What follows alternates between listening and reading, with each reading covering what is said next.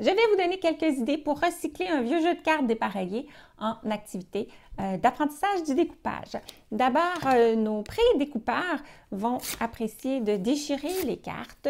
Oui, on pourrait déchirer du papier, mais du papier, c'est un petit peu moins résistant, donc ça développe un petit peu moins les muscles qui vont être impliqués dans la tenue et l'activation des ciseaux.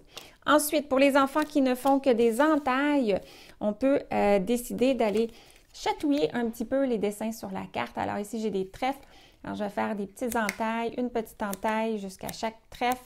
En même temps, je m'exerce à tourner la carte, qui est une habileté essentielle avec la main non dominante. Pour ceux un petit peu plus loin, qui sont capables de traverser la carte, bien, on peut traverser la carte à l'horizontale et à la verticale. Troisième chose que nous pourrions aimer travailler avant la ligne serait de peut-être séparer les petits dessins sur une carte. Alors, on s'exerce à suivre une intention, un tracé précis sans que ça soit trop structuré par une ligne de laquelle on pourrait dévier, peut-être être déçu.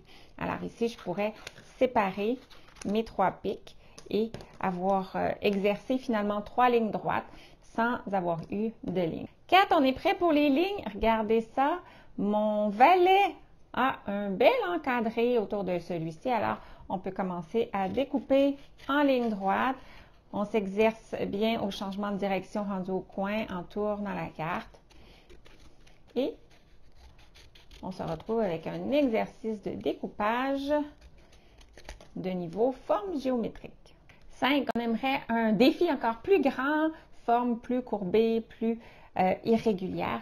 Je prends un marqueur et je vais me dessiner une forme. Alors, je vais décider d'entourer un certain nombre de petits dessins et je vais suivre ma ligne. Alors, voici ce que je vais découper. Et je vais m'exercer à avoir un peu plus de contrôle au niveau des courbes et de mon intention de découpage.